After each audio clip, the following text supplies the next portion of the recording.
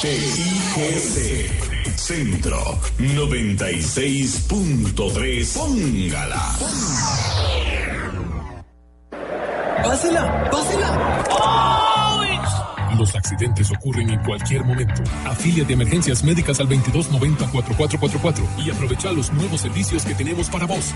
Conversemos. Emergencias Médicas. Un médico a tu lado. Así es, así es, así es la carne de res. La carne de res es un alimento completo, versátil, rico en proteína, vitaminas y minerales.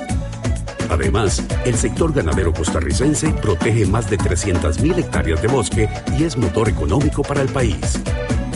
La carne de res es buena. Así es, así es, así es la carne de res de Costa Rica. Un mensaje de Corporación Ganadera Corfoga. Hola, soy Emma. Cuando sea grande quiero ser piloto, pero necesito que siempre haya electricidad para poder estudiar. Mamá dice que en Fuerza y Luz, Marcela y sus compañeros producen su electricidad con energías renovables. Que Andrés y Carlos trabajan para llevar esa electricidad hasta mi casa, incluso cuando hay una avería. Y que Diana atiende a mis papás cuando necesitan ayuda o un nuevo servicio. Mis papás me aseguraron que mi sueño está intacto, porque en Fuerza y Luz trabajan todos los días para garantizar la electricidad que necesito. Compañía Nacional de Fuerza y Luz. La energía nos conecta. WhatsApp, programa Horizontes, 83 41 41 42. Envíenos sus comentarios, noticias, audios y videos al WhatsApp, programa Horizontes, 83 41 41 42.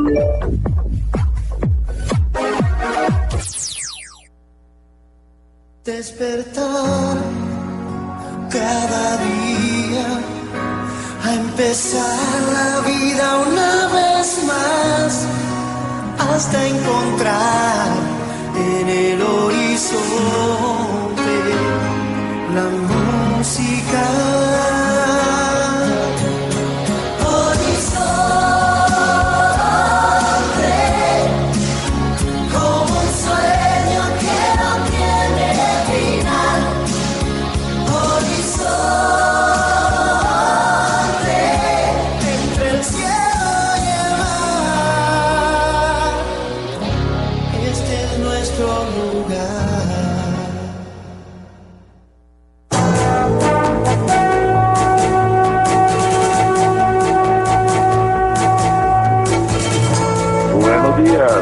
Buenos días a nuestro compañero Alex Morales en los controles principales. Muy buenos días a don José Bustos y a Marconi Sánchez en el estudio de grabación. Igualmente le damos los buenos días al compañero Luisito, encargado de redes sociales. Y a ustedes, amigas y amigos, este servidor Edgar Obuel, en nombre de todo el equipo les dice gracias, muchísimas gracias por acompañarnos una vez más aquí en su programa de Cultura Ciudadana Horizontes, que inicia ya. A continuación, Costa Rica hoy.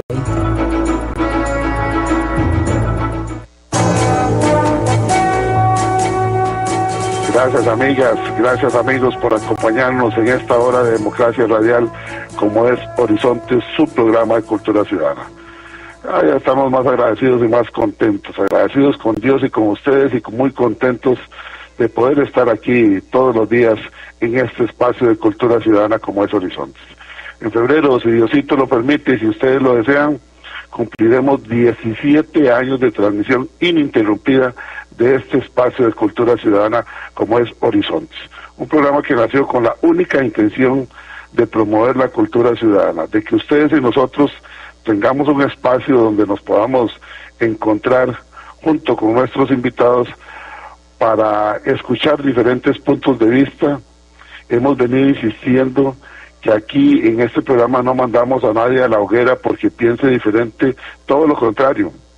Nos gusta promover las diferentes opiniones, nos gusta promover la participación de todas y todos ustedes. Nosotros seguiremos creyendo en que la diversidad de pensamiento es la riqueza de una sociedad y desde luego de una nación.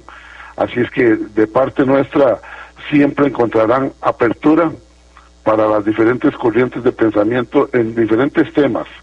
No se vale que porque un día no estemos totalmente de acuerdo, algunas personas se ofendan, se molesten o nos envíen mensajes que no les agrada el tema. No, sucede muy poco en este programa, pero dichosamente creo que somos una gran familia donde todos nos respetamos, donde es interesantísimo escuchar otros puntos de vista que nos ayudan a formar opinión. Así es que, como todos los días, muchísimas gracias a todos por estar atentos. Y como nos gusta promover la participación ciudadana, les recuerdo que durante el programa está abierto nuestro número de WhatsApp. Lo tenemos a la orden de ustedes para que puedan entrar en contacto con nosotros, ya sea que quieran hacernos el reporte de sintonía, que quieran opinar con respecto al tema, que quieran hacer alguna consulta a nuestro invitado, en fin, en nuestro número de WhatsApp, anótelo ahí.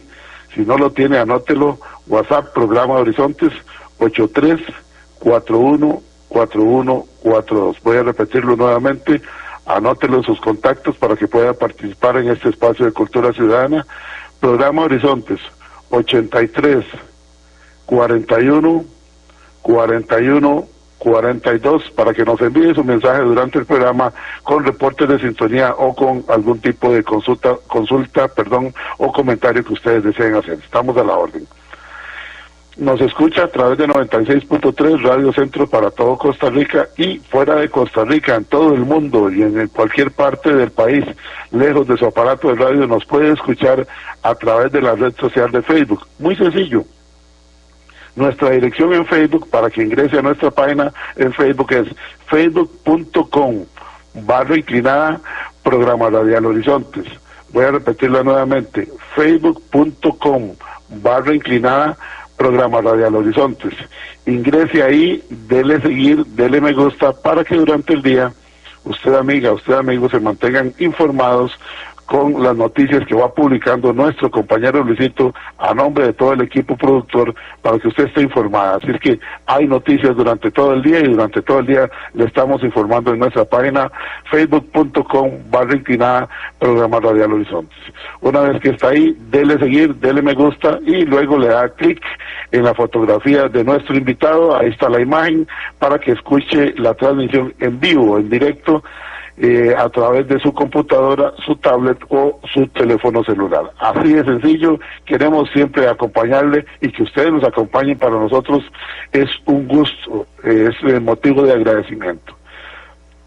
El día lunes estuvimos conversando con el doctor Walter Rubén Hernández Juárez sobre derecho penal internacional. Es un tema muy amplio. Obviamente una hora no nos alcanzó y es por eso que desde el día lunes acordamos con ustedes y con nuestro invitado, el doctor Walter Rubén Hernández Juárez, la segunda parte para el día de hoy, que tampoco nos va a alcanzar, pero bueno, por lo menos nos damos una pincelada a aquellos que teníamos algunas inquietudes en cuanto al derecho internacional, cómo opera, cómo funciona. Repito, de las dudas que más nos llegó, y veo que ya hoy volvieron a poner algunas personas que dicen que no les quedó claro que está por encima, si los convenios internacionales, la constitución política o las leyes nuestras. Bueno, eso se va a volver a aclarar hoy, no se preocupen, envíen sus consultas, sus preguntas conforme avance el tema. Y le damos la bienvenida al doctor Walter Rubén Hernández Juárez, doctor en Derecho Internacional y doctor en Relaciones Internacionales, para escuchar la parte 2 de Derecho Penal Internacional. Doctor Walter Rubén Hernández Juárez, bienvenido, gracias por atender nuestra invitación y gracias por estar con nosotros acá en Horizonte, su programa de Cultura Ciudadana.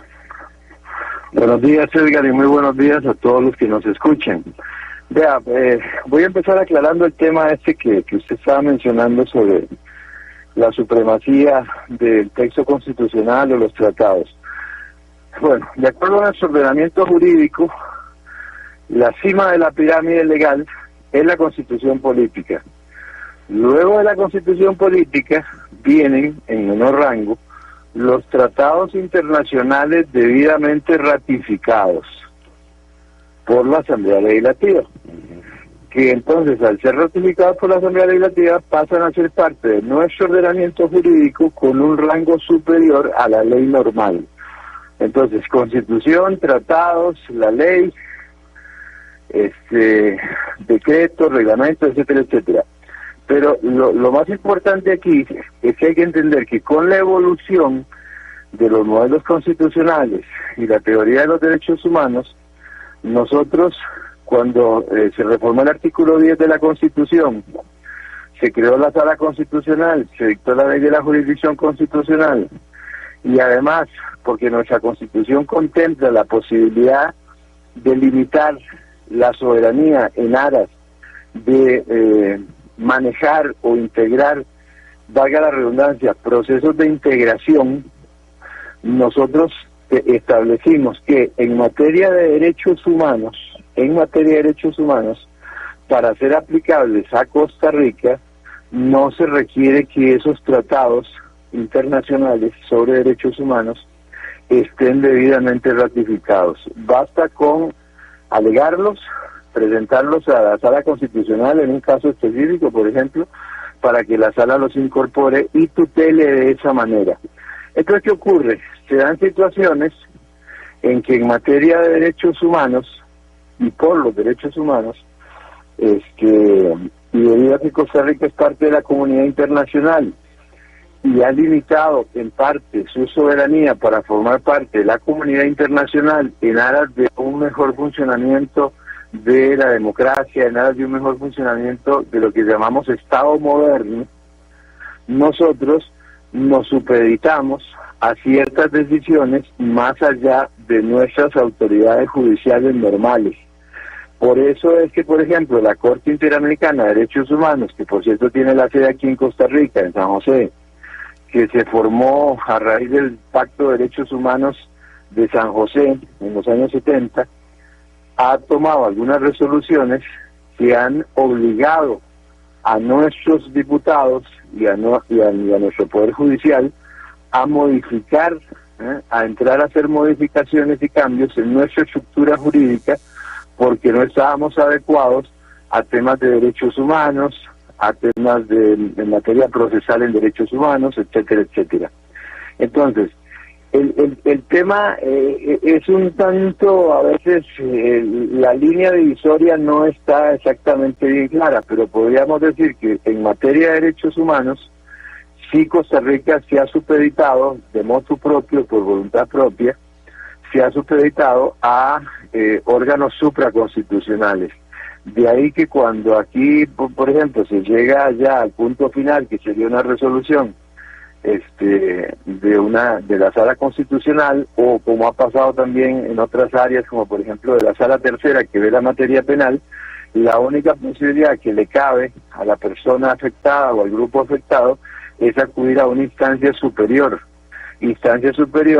que nuestro modelo jurídico ha aceptado como de rango superior, y por lo tanto resoluciones de la Corte Interamericana son de acatamiento obligatorio para nuestro modelo jurídico. Espero que con eso quede zanjada el tema. Ahora, en otras áreas, en otros tipos de tratados de comercio, etcétera, etcétera, va a depender mucho la forma en que se ha estructurado el tratado, hasta qué punto nos supeditamos, por ejemplo, como Estado, a ciertos arbitrajes o a ciertas resoluciones. Por ejemplo, en materia de comercio, nosotros hemos integrado, por ejemplo, cuando se hizo el Tratado de Libre Comercio de Estados Unidos con el resto de Centroamérica, con México, con Canadá, etcétera, etcétera, nosotros nos supeditamos que en caso de diferendos había un protocolo que seguir para lograr evitar conflictos. Y si no se podía lograr solucionar eso, una instancia era acudir a la Organización Mundial de Comercio, que en definitiva iba a terminar zanjando, emitiendo una resolución, o podía irse a un arbitraje, o podía irse definitivamente a la Organización Mundial de Comercio para que dijera, bueno, tiene razón Costa Rica o tiene razón el otro país. Es básicamente lo que nos ha pasado con el tema del aguacate mexicano. En el tema del aguacate mexicano, las personas de nuestro gobierno que estaban a cargo del tema y que llevaron adelante el procedimiento que impidió el ingreso del aguacate mexicano en su momento, no respetaron el procedimiento que ya Costa Rica tenía comprometido con México. Es decir, tendrían que haberle notificado a México, miren señores, pasa esto con el aguacate, de tal manera que se abría un espacio de 30 días para que México ofreciera pruebas de descargo y para que se pudiera ir haciendo el tema, pero no, sencillamente ahí cerraron la entrada del aguacate. Incluso hubo algunos gestos grotescos de parte de algunos miembros del gobierno, como el ministro de Información de turno en esa oportunidad. ¿Y en qué paró eso? Paró que entonces México acudió directamente a los mecanismos que el mismo tratado que nosotros habíamos firmado y no respetamos el procedimiento adecuado, y terminaron sancionándonos. Y ahora tenemos que pagar un montón de millones de dólares de indemnización a México por no respetar y por no tener gente que conociera realmente lo que es el derecho internacional y cómo funciona. Porque precisamente ese es el principio de la ley. La ley ordena, por medio de la vía procedimental, la forma en que se pueden reclamar los derechos y en que se pueden defender ciertas actuaciones para evitar llegar a estas situaciones extremas, como lo que nos ha pasado con el tema del aguacate. No sé si queda bien explicado, Edgar. Totalmente. ¿Tienes alguna duda? Totalmente claro, y de hecho aquí ya los amigos que habían hecho la pregunta dice magistral la respuesta, dice excelente, muchísimas gracias. Así es que continúa, doctor. Esto para terminarlo tiene mucho que ver con, en materia de derecho internacional, es con el tema del principio de soberanía e igualdad de los estados, que básicamente se divide en tres categorías. Por un lado tenemos la soberanía externa, que consiste en el derecho del Estado de determinar, por ejemplo, con libertad sus relaciones con otros estados, organizaciones internacionales, y nadie lo puede restringir o lo puede controlar de manera alguna por parte de otro estado. O sea, el Estado decide qué voy a hacer en materia de soberanía externa. Tenemos la soberanía interna. La soberanía interna comprende básicamente la competencia exclusiva del Estado, que establece, como nos pasó a nosotros con la Constituyente de 1949, establece las características de nuestras propias instituciones, garantiza y proporciona todo lo que se necesite para el funcionamiento de las instituciones, y es por este medio que pone en vigencia las normas jurídicas y hace que sean cumplidas. Y la soberanía territorial, es que son tres conceptos diferentes de soberanía que hay que manejar en estos temas. Que básicamente la soberanía territorial es la autoridad que de un modo totalmente completo y exclusivo tiene un Estado sobre las personas y las cosas que están dentro de su territorio. Entonces, en el principio de igualdad de los estados, hay que entender que se expresa en sentido de que por sobre toda circunstancia la soberanía del Estado debe respetarse, porque se trata de un sujeto de derecho independiente. La misma Carta de las Naciones Unidas así lo establece en su artículo 1, que dice que los estados son iguales jurídicamente y que cada estado goza de los derechos inherentes a la plena soberanía, que cada estado tiene el gozo de los derechos inherentes y debe respetarse su personalidad ante los demás estados, la integridad territorial, la independencia política del estado, y que cada estado tiene el derecho a elegir y llevar adelante libremente su sistema político, social, económico y cultural, y además que cada estado, porque acá hay una cosa importante que a veces la gente se olvida, todos los derechos tienen un correlato que es un deber, o sea, cada derecho implica un deber. Tienen el deber de cumplir plenamente y de buena fe las obligaciones internacionales y vivir en paz con los demás estados. Eso hace que entonces un país como Costa Rica haya tomado la decisión de en su misma constitución establecer la posibilidad de delimitar aspectos de soberanía precisamente para poder formar parte de órganos y de entes internacionales. ¿Ok? Entonces, si usted gusta, Edgar, seguimos adelante ya con el tema específico. Por adelante. Mientras tanto, aquí estoy recibiendo algunas consultas que en la segunda parte las vamos a ir evacuando poco a poco. Así es que, amiga oyente, usted está en sintonía del programa Cultura Ciudadana Horizontes. Escuchamos la segunda parte de Derecho Penal Internacional con el doctor Walter Rubén Hernández Juárez, quien es doctor en Derecho Internacional. Vamos a ir recibiendo sus consultas a través del WhatsApp 83414142 y en la segunda parte las va a responder. Adelante, doctor. En la entrevista pasada vimos así como abuelo de pájaro el tema. Habíamos dicho que en el derecho penal internacional se habían tipificado 4 delitos, se habían establecido 4 tipos penales: el crimen de guerra, el crimen contra la paz, el de lesa humanidad y el genocidio. Habíamos explicado rápidamente que en el crimen de guerra lo primero que hay que definir es si la guerra en la que se va a aplicar el derecho o sobre la que se va a hacer el análisis de algún caso específico, si la guerra fue justa o injusta. Además es importante entender que en toda guerra existen siempre dos bandos, y es posible que para un bando la guerra en la que esté involucrada sea justa y para el otro sea injusta. ¿Por qué? Porque si hay un país agresor, está cometiendo lo que a partir de la Segunda Guerra Mundial se ha establecido, que los ataques, las guerras de agresión, constituyen un elemento que caracteriza la guerra injusta. Por lo tanto, estarían encuadrando dentro del ámbito del tipo penal, mientras que el Estado, que no le queda más remedio que defenderse ante un ataque, está en una guerra justa. Ahora bien, también teníamos que definir que cuando hablamos del tema de la guerra y del derecho, hay un derecho en la guerra, o sea, el derecho en la guerra que establece precisamente esta caracterización entre la guerra justa, la guerra injusta, y hay un derecho en la guerra, el jus in bello.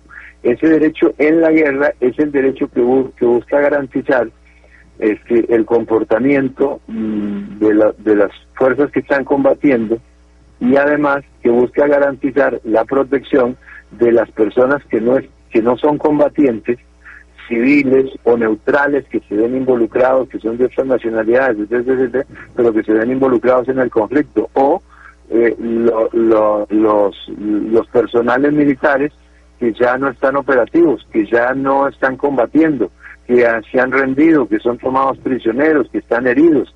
Es decir, todo eso contempla el tema específico para definir la actuación correcta que se debe tener, y al respecto se han establecido convenciones y tratados sobre la forma en que debe comportarse cuando se captura un prisionero enemigo, cómo debe ser tratado, cuáles son las obligaciones que tiene el Estado que lo ha capturado, cuáles son los deberes de la persona que ha sido tomada prisionera, cuáles son sus obligaciones, cuáles son sus derechos.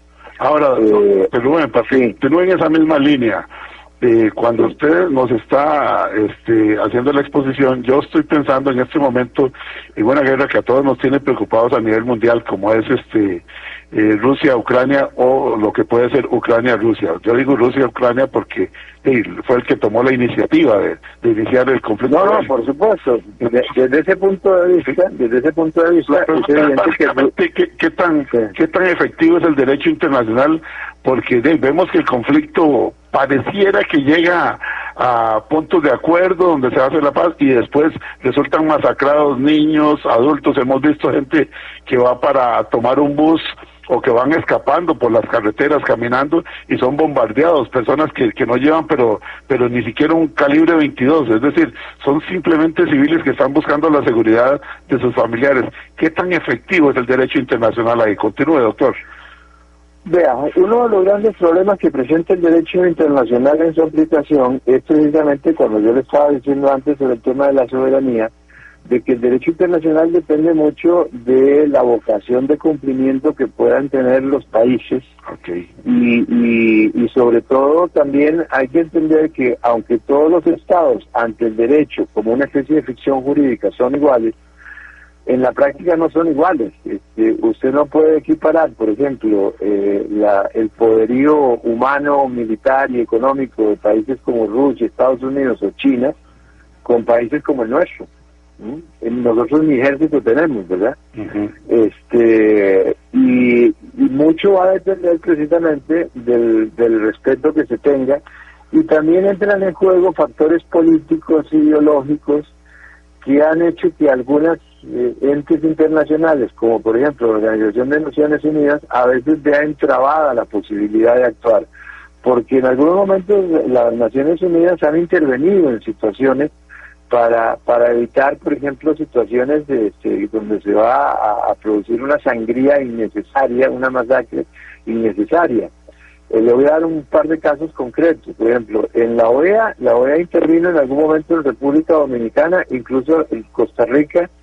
Si mal no recuerdo, el gobierno de don Francisco Orlich, Costa Rica, envió hombres de la Guardia Civil de Costa Rica a participar en la operación, que para ponerle fin a una situación en la que estaba degenerando en una guerra civil, donde Estados Unidos mandó tropas, mandaron marines, mandaron paracaidistas, otras naciones latinoamericanas también lo hicieron, y Costa Rica mandó guardias civiles. O sea, participamos en esa operación en República Dominicana con la intención de que no se produjera una verdadera masacre, ¿verdad?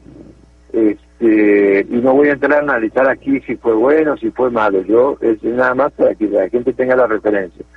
La llamada guerra de Corea, técnicamente hablando, no era una guerra, sino que era una operación policial de parte de las Naciones Unidas para que se cumpliera con los tratados y con los acuerdos que se habían producido al fin de la Segunda Guerra Mundial, y la península coreana había estado ocupada por Japón, y al fin de la Segunda Guerra Mundial las diferencias políticas entre los diferentes actores políticos coreanos habían terminado por buscar una solución pacífica, que era dividir la península coreana a la altura del paralelo 38, y quedando al norte, lo que hoy conocemos como Corea del Norte, y quedando al sur, Corea del Sur, cada una con su capital y su modelo de gobierno propio y autónomo.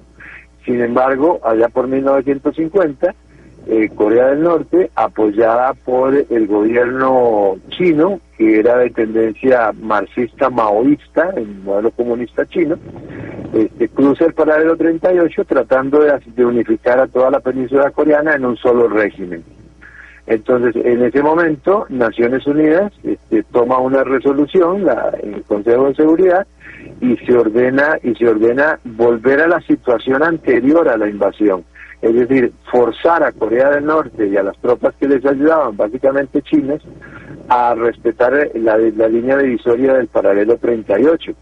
Y esto, claro, se le llamó operación policial, pero el policial no tuvo nada porque hubo que hacer un desembarco en Incheon, intervinieron 28 naciones que mandaron tropas, incluso de América Latina. Colombia envió fragatas y envió hombres, tuvo más de 1.000 muertos en combate. Y así un montón de naciones, ¿verdad? Ahí y básicamente tienen los llamados cascos azules, que son ni más ni menos que las fuerzas de paz de las Naciones Unidas.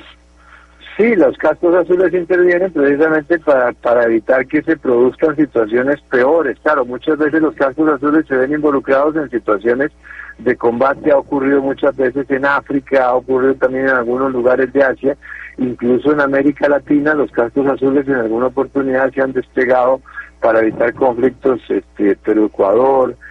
Nosotros como miembros de la OEA, por ejemplo, tenemos un mecanismo para evitar un conflicto y que recibamos apoyo y ayuda, que a Costa Rica le funcionó muy bien durante mucho tiempo y varias veces, que es el Tratado Interamericano de Asistencia Recíproca, el TIAR, que se puso en funcionamiento, por ejemplo, allá por 1955, en el 62, en el 78, 79, de tal manera de que se pudiera contener una posible invasión de lo que en aquella época era el régimen somocista en Nicaragua, que varias veces intervino en el territorio nacional y tuvimos situaciones de combates fuertes. Por ejemplo, en 1955 en los cielos de Guanacaste se produjeron incluso batallas aéreas, ¿verdad? Y hubo gente que cruzó, había costarricenses que estaban del otro lado por temas políticos de lo que había pasado en el 48, pero apoyados por tropas de la Guardia Nacional de somocista, y cruzaron la frontera y se produjeron grandes combates, por ejemplo en la misma hacienda de Santa Rosa, donde uno visita Santa Rosa y puede ver el mesón, y relativamente cerca del mesón están los restos, por ejemplo, de un avión que fue derribado, restos de una tanqueta y de lo que fueron los combates que se produjeron en aquel momento en esa zona. El gran problema del derecho internacional, y cuando yo di la primera charla el lunes pasado, es que el elemento coercitivo que tiene el derecho interno, cuando uno habla de derecho interno, y yo decía que el derecho es el ordenamiento social y coercible, eso quiere decir que yo puedo imponer la norma jurídica por coacción. ¿Y qué es imponerla por coacción? Bueno, dice, si no paga el alquiler, lo desahucio. Si no paga la deuda, lo embargo. Si comete un delito, lo meto preso, ¿no? Y eso es la coacción. O sea, forzar a la persona a cumplir. Yo no cumplo el contrato, bueno, me van a demandar, me pueden llegar a embargar el salario, me embargan la casa, en fin, incluso me pueden obligar a que cumpla. Entonces, ¿qué ocurre? Eso es en el derecho interno. El problema viene en la aplicación de de ese elemento coercitivo cuando ya se trata a nivel internacional.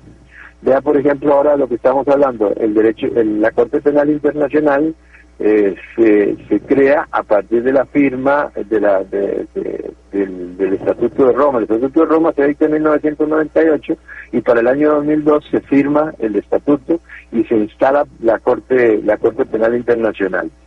Esa firma se produjo en Roma, en julio del 2002, no lo recuerdo. Pero ¿qué pasa? Países como Estados Unidos no han querido firmar y no son parte. China tampoco. ¿Por qué? Porque, por ejemplo, la Corte Penal Internacional, como ya tiene una gran cantidad de la Comunidad Internacional de Naciones que han firmado y han aceptado el estatuto, acepta que si algún individuo de alguna fuerza policial o alguna fuerza incluso irregular o una fuerza militar comete una violación de los derechos humanos, ese individuo puede ser capturado en cualquier parte. Supóngase que, por ejemplo, aquí en Costa Rica se captura a un señor o se detiene a un señor que ha cometido algún crimen de guerra siendo miembro de un ejército en África. Ese señor nosotros lo ponemos a la orden de la Corte Penal Internacional. Si ese señor fuera de los Estados Unidos y ha cometido violaciones a los derechos humanos, aunque sea miembro del ejército de Estados Unidos, nosotros como país tenemos la obligación de ponerlo a la orden de la Corte Penal Internacional, pero Estados Unidos no acepta eso. Estados Unidos quería que si ellos entraban a la Corte Penal, que se les diera un estatus especial, y eso no puede ser, por el principio de igualdad entre los estados. Es más, en el gobierno de don Abel Pacheco, Estados Unidos suspendió montones de ayuda que tenía para el gobierno nuestro, sobre todo en la parte de seguridad.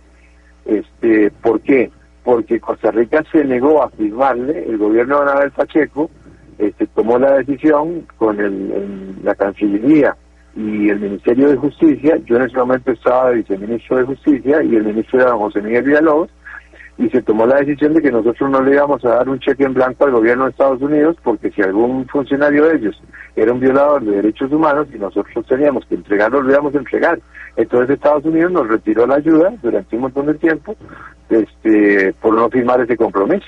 Lo castigo con la billetera, que es el estilo exactamente, eso fue lo que pasó, ¿verdad? Ahora bien, volviendo y siguiendo con el tema, para agotarlo, el crimen contra la paz, básicamente hay que entenderlo porque durante los juicios de Nuremberg, el fiscal Warren desarrolló la teoría de la conspiración para demostrar que todo lo que había ocurrido, fundamentalmente a partir de 1938, donde ya los campos de concentración empezaron a funcionar activamente, y hasta 1945, al fin de la Segunda Guerra Mundial. Recordemos que la guerra estalló el 1 de septiembre del 39, y en Europa finalizó en mayo de 1945. El tema fue que desde mucho antes se había venido desarrollando, con la toma del poder por parte del Partido Nacional Socialista Alemán en 1933, toda una modificación de las leyes, una toma del poder que fue teniendo cada vez mayor cantidad de diputados. Utilizaron un elemento que es curioso, porque eso es una institución de la democracia, como es el plebiscito y el referéndum.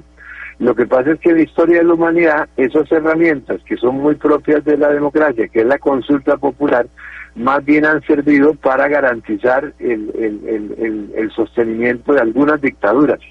Vea usted, por ejemplo, el caso en América de Hugo Chávez.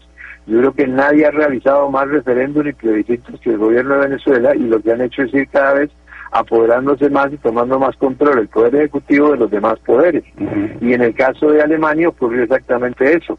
Es famoso el referéndum de marzo de 1936, donde Adolfo Hitler obtuvo prácticamente plenos poderes y tuvo una votación, debe ser la votación donde una persona más votos ha sacado, porque sacó el 98% de los votos.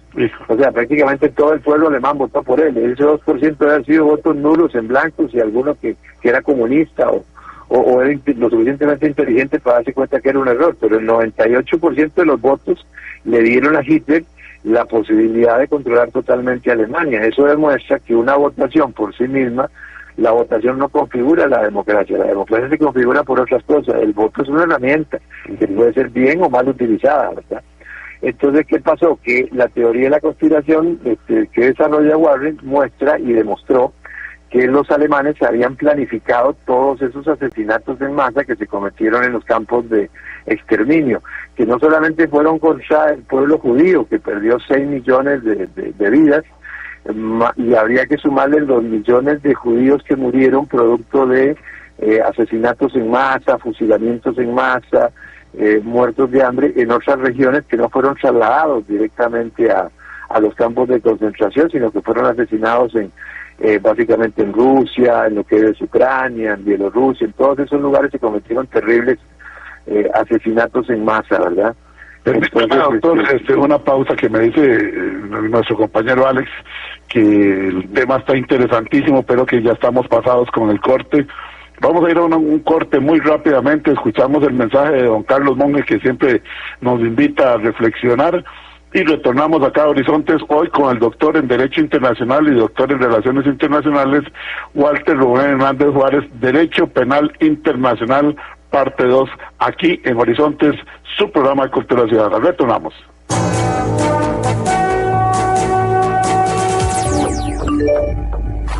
WhatsApp, programa Horizontes, 83 41 41 42. Envíenos sus comentarios, noticias, audios y videos al WhatsApp, programa Horizontes, 83 41 41 42.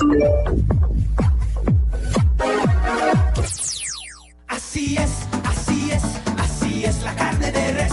La carne de res es un alimento de primera calidad. Posee altas propiedades nutricionales gracias a sus niveles de hierro, vitaminas y minerales para una dieta equilibrada. Además, es una excelente fuente de proteína que ayuda al desarrollo de la masa muscular. La carne de res es nutritiva. Así es, así es, así es la carne de res de Costa Rica. Un mensaje de Corporación Ganadera Corfoga. Hola, soy Emma. Cuando sea grande quiero ser piloto, pero necesito que siempre haya electricidad para poder estudiar. Mamá dice que en Fuerza y Luz, Marcela y sus compañeros producen su electricidad con energías renovables. Que Andrés y Carlos trabajan para llevar esa electricidad hasta mi casa, incluso cuando hay una avería. Y que Diana atienda a mis papás cuando necesitan ayuda o un nuevo servicio. Mis papás me aseguraron que mi sueño está intacto, porque en Fuerza y Luz trabajan todos los días para garantizar la electricidad que necesito. Compañía Nacional de Fuerza y Luz, la energía nos conecta. ¡Pásela! ¡Pásela! Los accidentes ocurren en cualquier momento. Afíliate de Emergencias Médicas al 2290-4444 y aprovecha los nuevos servicios que tenemos para vos. Conversemos. Emergencias Médicas, un médico a tu lado. Y a esta hora, actuamos o hablamos con Carlos Monge. A mediados de los años 70, llegué a Laurel de Coto Sur para asumir como instructor en el centro de capacitación que el ITCO recién establecía. Cuando esperaba ser atendido por el jefe a cargo, una secretaria de 2 que trabajaban ahí dijo algo así como: vean a fulano con otra culebra que mató. Yo por curiosidad volví a ver la estampa y 2 o 3 hombres traían una terciopelo en sus hombros, dado su tamaño. Y yo, siendo de ciudad, me atraganté. Pero lo peor fue cuando la otra secretaria, al ver la estampa, dijo: ah, sí, ¿cómo le gusta matarlas? Y siguió trabajando como si nada. Fácil concluí que ella ya no tenía capacidad de asombro ante eso. Es decir, que había visto tantas en su vida que una más, una menos, no le impresionaba para nada. Ya dispuesto a salir huyendo de ahí, me hicieron pasar ante el jefe y me quedé como 3 años en la zona, pero también perdí mi capacidad de asombro. Ahora vivo algo igual y tampoco puedo salir huyendo. Leo que 2 funcionarios del MOB entre el 2014 y 2016 montaron fraude por 630 millones de colones, simulando arreglos de motocicletas del tránsito. Que un tribunal absolvió a los padres de un bebé que murió a golpes porque no sabe cuál de ellos lo mató. O sea, que si matamos a alguien, que sea entre varios, para que no se sepa quién es el culpable. Eso sí, que no maten un gato porque sí los condenan. Sigo, que los consumidores le pasaremos 2.900 millones a Recope para que pague los gustitos de su convención colectiva. Y percibo a la gente diciendo como la secretaria aquella: Vieron qué montón de cosas y vuelven a lo suyo. Si usted es amante de la buena lectura, le tenemos buenas noticias. Ana y el mandadero del Irenes, así como el libro de cuentos Sueños y Verdades, ahora ya lo puede descargar en versión digital en Amazon. 2 grandes libros para entretenerse del escritor nacional Carlos Monge. O puede solicitarlo al teléfono 7114-0157. Si desea volver a escuchar este mensaje o compartirlo, encuéntrelo como Carlos Monge Consultoría en Spotify y Facebook. Carlos Monge te presentó Actuamos o Hablamos. Retornamos a Horizonte, su programa de Cultura Ciudadana. Gracias amigos, gracias amigas por sus consultas, por sus reportes de sintonía, por sus comentarios que estamos recibiendo a través del WhatsApp 83414142. Repito, ese es nuestro número de WhatsApp. Si usted quiere opinar con respecto al tema de hoy, Derecho Penal Internacional, parte 2, expuesto por el doctor en Derecho Internacional, Walter Rubén Hernández Juárez. Aquí en Horizonte, su programa de Cultura Ciudadana, tratamos de darle vida a la expresión del programa de Cultura Ciudadana. Todos estamos aprendiendo acá de nuestros invitados, en el caso de hoy del doctor Walter Rubén Hernández Juárez. Voy con algunos mensajes rápidamente. Dice doña Flora Fernández Amón: este es el programa educativo más bueno de la radio. Muchas gracias, doña Flora. Felicidades a don Walter Rubén. Gracias, don Edgar Webb, por esta maravillosa cátedra. Gracias, doña Flora, por esas palabras, por ese comentario. Don Carlos E. Alvarado Pérez dice: excelente el programa. Joaquín nos envía un audio que lo vamos a escuchar después del programa. Durante el programa no podemos escuchar audios. Dice por acá, vamos a ver otros. Saludos, muy interesante el tema y el seguimiento que le están dando al tema. Bueno, muy bien. Ese nos envía una persona que no aparece con su nombre. Dice por acá, doña Giselle, vamos a ver qué nos dice. Vamos a ver un momentito, es que se nos van borrando porque entran muy rápido. El problema atómico con Nicaragua, a la que está abasteciendo Rusia, dice, bueno, se refiere, señala un problema, nada más. Fernando Alonso: saludos, don Edgar, gracias por estos programas, como siempre, muy interesantes, dice Fernando Alonso. Arbustos dice: las recomendaciones o consultas no son vinculantes de la comisión o corte. Es una pregunta, porque puede contravenir ciertos tipos de derechos que pueden contravenir, vuelve a decirnos, las costumbres de un país o región, que por cierto hay mucho por aceptar o revisar con nuestros pueblos indígenas. Es una duda, dice que tiene. Y termina diciendo Arbustos, dice, sino como derechos de algunas regiones no son aplicables en otras regiones. Bueno, pero no dice de cuál corte. Ahorita vamos a escuchar qué le puede decir don Walter. El colega suyo, el abogado Eduardo Flores, dice: saludos a los oyentes y al doctor Walter, excelente el tema, estamos en sintonía. El licenciado Marco Badilla Chavarría dice: saludos, en sintonía desde Heredia, atenta a la exposición de don Walter Rubén. Saludos a los amigos de Horizontes, los felicito por el programa. Gracias, estimadísimo licenciado Marco Badilla. Sigo atrasándome con mis salidas, qué tirada con estos, yo lo leo como lo dice el doctor Carazo, dice: sigo atrasándome con mis salidas, qué tirada con estos programas que nos está haciendo Horizontes con el doctor Walter Rubén. Está muy bueno. Conozco un poquito de medicina, pero de derecho internacional, nada. Por eso estoy con la oreja bien parada. Dice, ok. Gracias, doctor Carazo. Muy amable por ponerle también la nota de sabor aquí. Dice el doctor Juan Carlos Mora Montero, de la Academia desde la Universidad Nacional. Buenos días, don Edgar. Saludos para usted y al distinguido don Rubén. Excepcional el abordaje del tema. Gracias. Don Edgar Espinosa dice: puras eminencias, nos dice el periodista don Edgar Espinosa. Gracias, don Edgar, también por estar en sintonía, por sus reportes. El licenciado Oscar Calvo: saludos, en sintonía, buenos días. Saludamos al buen amigo abogado Oscar Salas Porras de Cámara Nacional de Agricultura Orgánica, que está en sintonía. Igualmente a nuestro buen amigo el doctor Eduardo Blanco, allá en el Hospital de Cartago, que siempre está pegadito con nosotros. El tiempo apremia. Vamos a llegar hasta aquí con los saludos y los mensajes, porque el tema es muy amplio definitivamente y no nos alcanza el tiempo. Graving Leitón es el amigo que nos había puesto interesante darle seguimiento al tema. Gracias, Graving Leitón, no se preocupe.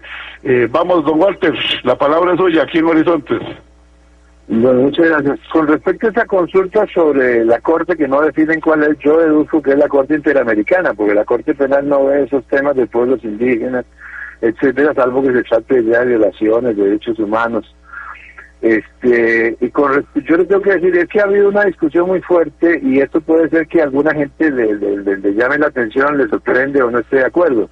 Pero cuando Costa Rica adhiere al Pacto de Derechos Humanos de San José de 1978, Costa Rica, país sede, además de la Corte, en el artículo 3 del pacto, Costa Rica compromete que cualquier resolución de la Corte, ya sea una sentencia o una opinión consultiva de la Corte, va a pasar a ser parte de nuestro ordenamiento jurídico. Es decir, nosotros desde ese momento, precisamente en la implementación de ese principio de poder limitar la soberanía, nosotros aceptamos que la Corte Interamericana pudiera de una manera, ya sea directa o indirecta, llegar a hacer alguna modificación en nuestro ordenamiento jurídico, en nuestro cuerpo normativo. Y le voy a decir más, y eso puede ser que a alguna gente le sorprende. La verdad es que toda esa discusión que tuvimos y que motivó las elecciones y el resultado de las elecciones en 2018, eso en realidad, el matrimonio aquí en Costa Rica entre personas del mismo sexo podría haberse producido desde los años 80, precisamente por ese artículo 3 de Costa Rica cuando adhirió. Lo que pasa es que nadie lo invocó, nadie lo supo interpretar y nadie acudió a los entes adecuados para que se hiciera efectivo. Pero la opinión consultiva del 2017-2018 que dio como resultado lo que nos pasó en las elecciones de esa oportunidad, era un tema que ya estaba visto y que más tarde o más temprano aquí en Costa Rica el derecho de las personas a contraer matrimonio con otra persona de su mismo sexo, ya eso en realidad estaba resuelto. Y todavía hoy en día tenemos en nuestra legislación interna, tenemos un montón de cosas, e incluso tenemos jurisprudencia reiterada de los tribunales, que si en algún momento se lleva a instancias supranacionales, va a ser traída abajo. Pero todo tiene que ser dentro del debido proceso, por supuesto, ¿verdad? Pero, y siento que posiblemente ocurra, hay temas que tienen que ver con temas sociales, temas laborales, estos temas famosos de pensiones que se discuten, los temas de salarios, los temas de empleo público, los temas inclusive de la caja, la parte de la seguridad social de la caja. Todos esos temas están sujetos a en cualquier momento a ser revisados de manera supranacional por una jurisdicción que hemos aceptado ya como parte nuestra y que está incluso por encima de nuestra sala constitucional y el resto de la Corte. Ahora, siguiendo ya con el tema específico, a raíz del desarrollo de la teoría de la conspiración de Warner, es que cuando se instalan los tribunales, acuerdan una revisión profunda, ya lo dije la vez pasada, pero lo vuelvo a aclarar, de que ciertas normas que se consideraban pétreas del derecho penal y del derecho público en general se vienen abajo porque era imposible, de lo contrario, juzgar la atrocidad y el volumen de los crímenes cometidos durante ese periodo, ¿verdad? Y esto es básicamente el principio de ningún crimen sin ley, es decir, no existe delito, si no hay una ley anterior se viene abajo, porque toda la legislación se va a hacer después de que ocurrieron los hechos. Segundo, no se respeta el principio de territorialidad, no se respeta el principio del juez natural, porque se crean tribunales especiales donde son juzgados ciudadanos de otro país que habían cometido los delitos en su país o en otro país y quedan fuera de la jurisdicción de los tribunales de esos países o de ese país. Se produce además, se declara la imprescriptibilidad de los delitos, es decir, los delitos prescriben. En el caso de Costa Rica, cualquier delito prescribe, la acción penal prescribe a los 10 años, si no se ha imputado, no se ha acusado, y no ha habido ninguna situación durante el proceso, si es que se ha abierto realmente, se ha llevado a cabo el proceso, donde se puede interrumpir la prescripción para que empiece a correr de nuevo. En este caso no, por eso nosotros hemos visto que después de terminar la Segunda Guerra Mundial, todavía en los años 90 y todavía en los años 80, 90, se perseguía a personas ya ancianos que estaban acusados por crímenes de guerra. Incluso aquí en Costa Rica tuvimos un caso muy interesante que fue el de Bohdan Kozy, que era un señor, si mal no recuerdo, era ucraniano, era de Rusia, pero creo que era de la región de Ucrania, que había colaborado con las fuerzas nazis de ocupación y se le responsabilizaba más o menos de manera directa o indirecta de la muerte de entre 70 y 100.000 personas. Y aquí se abrió por parte de la Embajada de la Unión Soviética en ese momento un proceso para ser extraditado, que finalmente nunca lo extraditaron. Siento que hubo también un elemento ideológico en nuestros tribunales de justicia en ese momento por tratarse de la Unión Soviética que pedía a esta persona, y además porque no se cumplieron algunos parámetros, como por ejemplo fue que al final nunca se llegó a aclarar del todo, porque la Unión Soviética también de manera muy soberbia nunca aclaró el punto, y es que nosotros uno de los elementos fundamentales de la extradición es que la pena que se le puede aplicar a una persona no puede ser superior a la pena que tenemos en Costa Rica. En ese momento el homicidio era de 25 años, todavía no había subido a 50, mientras que en la Unión Soviética era la pena de muerte, y no hubo un compromiso formal de no aplicarle esa pena o la cadena perpetua. Entonces, es un caso interesante, eso sería como para hacer un programa aparte, pero bueno, no lo extraditamos. Pero sí, recordamos casos famosos como el de Eichmann, que fue capturado por los israelitas en Argentina en 1962, 60-62. Tenemos el caso de Klaus Barbie, que era el asesino de Lyon, de la Gestapo en Francia, que es el personaje que ha servido de modelo para crear en Hollywood casi todos los criminales nazis que aparecen en las películas, por su manera y su personalidad tan particular. El caso de Altman, otros criminales de guerra que se buscó pero no pudieron ser capturados, Walter Rauch en Chile, etcétera, etcétera. Argentina en primer lugar, Estados Unidos, Chile son los países donde se refugiaron la mayor cantidad de criminales de guerra nazis. Y todo eso vino a variar, y el derecho penal internacional tiene esa diferencia sustancial con el derecho penal tradicional, ¿verdad? Luego tenemos el crimen de lesa humanidad, que es un crimen que se comete particularmente por razones económicas o políticas contra ciertos sectores específicos, persecución de partidos políticos, persecución de algunas comunidades, o que básicamente se toman decisiones a nivel de gobierno que afectan a la población y terminan provocando un sufrimiento extremo a sus pueblos, como hambrunas, como negativa del acceso a la justicia, etcétera, negativa del acceso a la educación, al trabajo, y todo eso configura lo que podría ser un crimen de lesa humanidad. Y el último, que lo definió Rafael Lemkin, que era un judío polaco que tomó como referencia el genocidio de los armenios de 1915. Un minuto lo que queda del programa, adelante. Es básicamente cuando se busca por algún medio específico la desaparición de un grupo de manera total y absoluta, ya sea por un tema religioso como el de los judíos, por un tema étnico como ha pasado en África, donde la misma gente de raza negra, pero de diferentes tribus, buscan la aniquilación de otra tribu para eliminarlos totalmente. Entonces eso es básicamente el genocidio, acabar absolutamente con una persona. Creo que lo importante, ya que nos queda tan poco tiempo, y no vamos a hacer un tercer capítulo, no lo sé, o más adelante lo haremos, pero lo más importante a tomar en cuenta es que este tema de los derechos humanos está en constante evolución.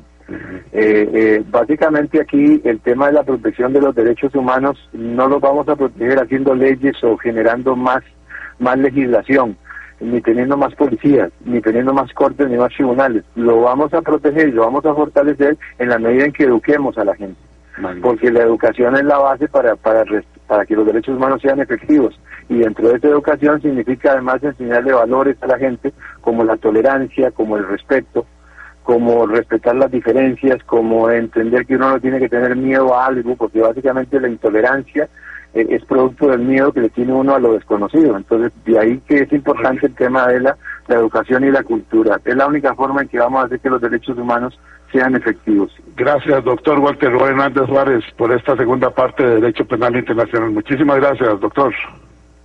Bueno, estamos a la orden, Edgar, un placer. Gracias al doctor Walter Hernández Juárez, gracias a ustedes, amigas y amigos, por participar, por escucharnos. Este programa, si usted lo encontró cuando ya había iniciado, si usted desea escucharlo nuevamente, ingrese a nuestra página, estará en unos 40 minutos en la página de Facebook, facebook.com/inclinada Programa Radial Horizontes. Dele seguir, dele me gusta para que le sigan llegando todos nuestros programas. Ingresen a nuestra página en Facebook, facebook.com/inclinada Programa Radial Horizontes. Nos vamos mañana a 7:20 de la mañana, regreso a Horizonte, siempre aquí 96.3 Radio Centro para todo Costa Rica. Buenos días.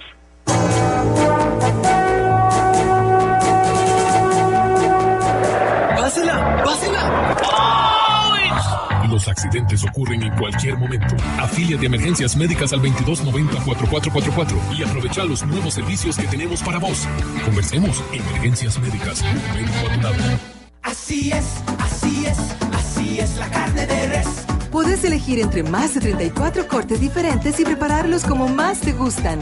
Al horno, a la plancha, a la parrilla, en salsa, en picadillo, en sopas. La verdad es que hay cientos de formas de hacer una rica receta con carne y sorprender a todos en casa. La carne de res es versátil. Así es la carne de res de Costa Rica. Un mensaje de Corporación Ganadera Corfoga. WhatsApp, programa Horizontes, 83 41 41 42. Envíenos sus comentarios, noticias, audios y videos al WhatsApp, programa Horizontes, 83 41 41 42.